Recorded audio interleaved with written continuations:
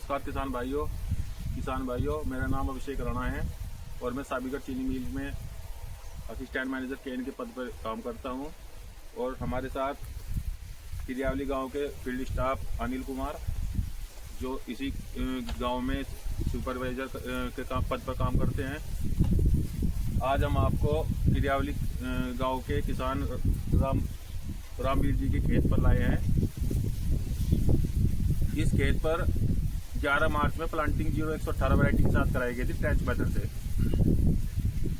और इस खेत की पहले मिट्टी की जांच कराई गई, जिसके आधार पर हमने जो है बुआई के समय पर फर्टिलाइजर का एप्लीकेशन कराया गया। और ट्रेंच मेथड से बुआई होने के साथ साथ मिट्टी का शोधन भी किया गया, सॉइल ट्रीटमेंट ट्राइकोडर्मा द्वारा, और सीड ट्रीटमेंट कराया गया इमीडा और थाइफिनेट मिथाइल के साथ। आप इस खेत की कंडीशन देख सकते हैं। आज के समय के अनुसार इस खेत में पैदावार अनुमानित लग रही है लगभग 80 से 90 कुंटल 118 वैरायटी के साथ पर बीघा। और ट्रेंच विधि से दो बड़ सेट के साथ एक फूट में 2 लाइन बोई गई, जिससे पैदावार अनुमानित आज की स्थिति में 90 कुंटल की अनुमानित इसकी रीडिंग ली गई है। नमस्कार किसान भाइयों, मेरा नाम अनिल कुमार, मैं ग्राम किरियावली एज ए सुपरवाइजर यहाँ एक प्रोग्रेसिव किसान रामवीर सिंह अनोखिल गंगा साहेब द्वारा एक प्लॉट लगवाया गया था, जो गन्ना 0118 वैरायटी का था, जो 350 हेक्टेयर का प्लॉट है।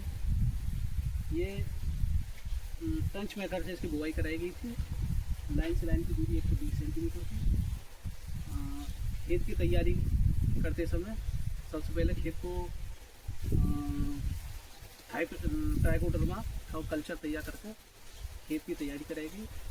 और उससे पहले खेत का हमने सॉइल सैंपल रिपोर्ट भी की, उसके द्वारा जो रिकमेंड डोजेज जो थी वो भी इसमें लगवाएगी, as a sulphur, urea, zinc, phosphorus, nitrogen, ये सब बैलेंस के अनुसार ही इसमें सब फर्टिलाइजर यूज़ किए गए।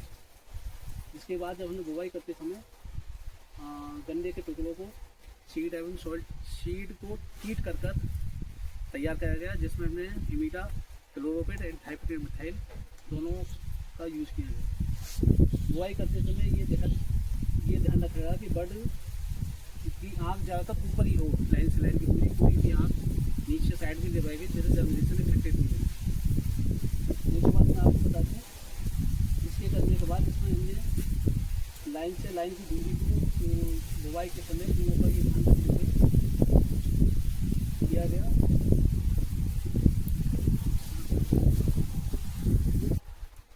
तो किसान भाइयों, इसमें जब हमने बुवाई की तो इसमें जो सिंगल और 2 बट के जो गन्ने के टुकड़े डाले गए थे, वो हमने गहराई कम से कम 10 से 15 सेंटीमीटर गहराई पर डालकर ऊपर से हल्की 4 इंच 3 से 4 सेंटीमीटर मिट्टी डाली गई, जिससे जर्मिनेशन बढ़िया है।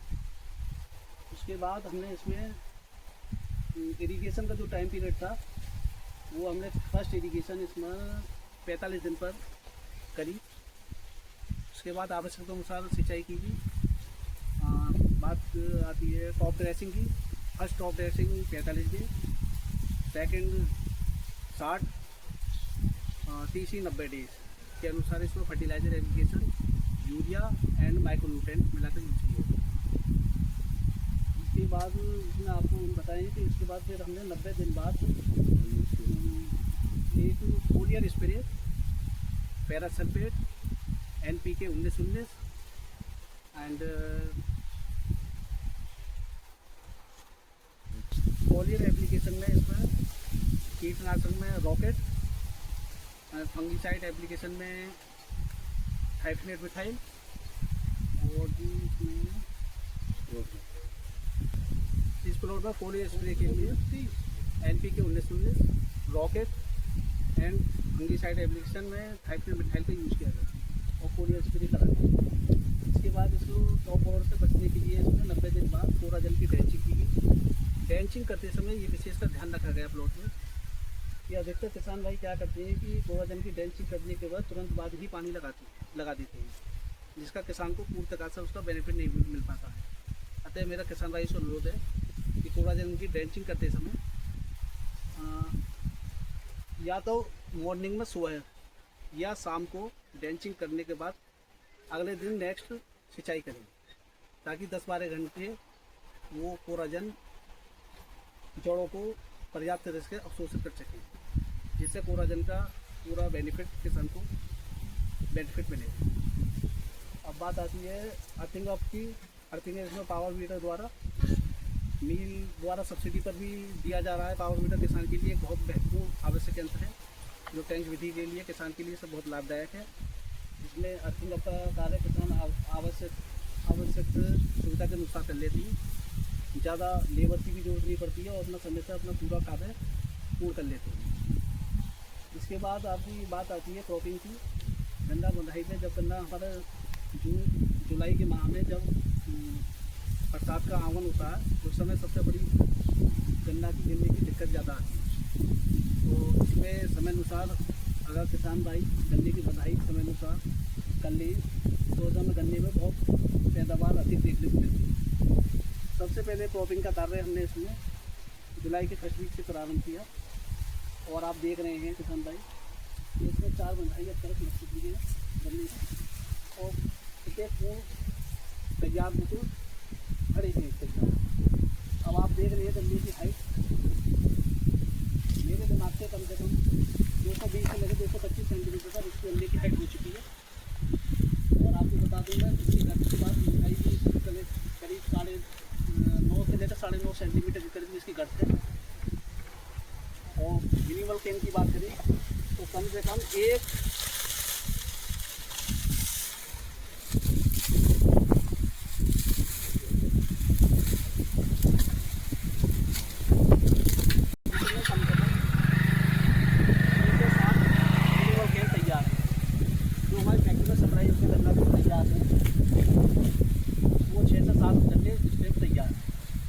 इस प्रकार की फसल को देखने से ये लग रहा है कि कम से कम इस गन्ने की पैदावार 1000 के समथिंग हेक्टेयर प्रति हेक्टेयर का औसतन होगी। प्रति बीघे 90 कुंटल प्रति बीघे की औसतन पैदावार मिलेगी। ये सभी एक्टिविटी करने के बावजूद हमें गन्ना लग रहा है कि किसान भाई इस सब एक्टिविटी को अगर यूज़ करेंगे तो भविष्य में कभी कृषि में अपनी उन्हें कभी नुकसान का कोई पता नहीं होगा। तो किसान भाई ऐसा कहते हैं कि गन्ने की खेती में कोई बेनिफिट नहीं है। वो कमी यही आती है कि किसान एक तो खेती में जो भी टेक्निक है उसे नहीं अपनाते हैं, अपने परंपरागत जो खेती है उसको स्वाभाविक रूप से अपनाते हैं, जिससे उन्हें घाटे का सामना करना पड़ता है।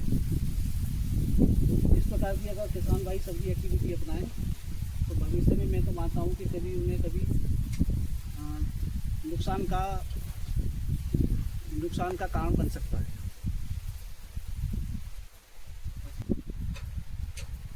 अच्छा किसान भाइयों, बस इसी बारे में मुझे ये कहना था।